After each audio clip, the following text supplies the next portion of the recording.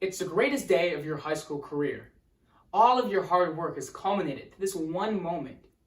You hear your name called, and it's your turn to walk up on that bright stage and receive your diploma.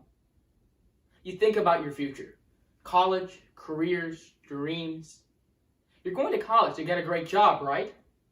You're going to end up with a ton of debt, though. But you don't want to think about that. You want to enjoy this glorious moment. But the thought lingers in your mind like a plague suffocating your happiness. $1.56 trillion. Pretty big number. That's the total student loan debt in America.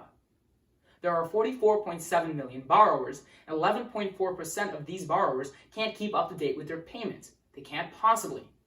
In comparison, only 12.3 million out of the 1.56 trillion has been forgiven.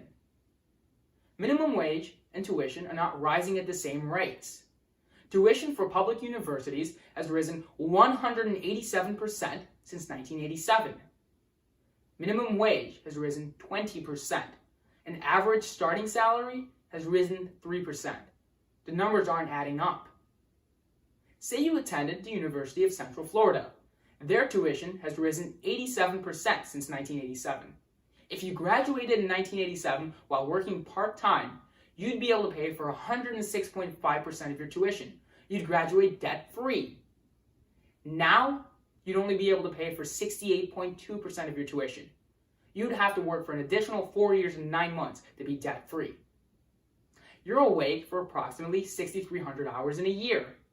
To pay off 1 year of tuition at Columbia University, you'd have to work for 7,409 hours in minimum wage. There's only 8,760 hours in a year. This just isn't possible.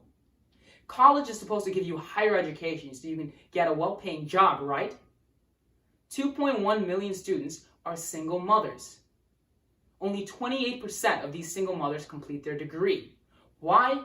Because they cannot possibly care for their children, pay for their children, and pay for college at the same time. It's just not financially feasible. College should be free, or at least at reduced tuition. The student debt crisis is terrible, but it's not unfixable. Firstly, vote for, support, and fund progressive candidates such as Bernie Sanders. Sanders has promised to cancel all $1.6 trillion of student debt. This will stimulate the economy by allowing graduate students to use their money to purchase products, goods, and services, thus spurring jobs, thus improving the economy.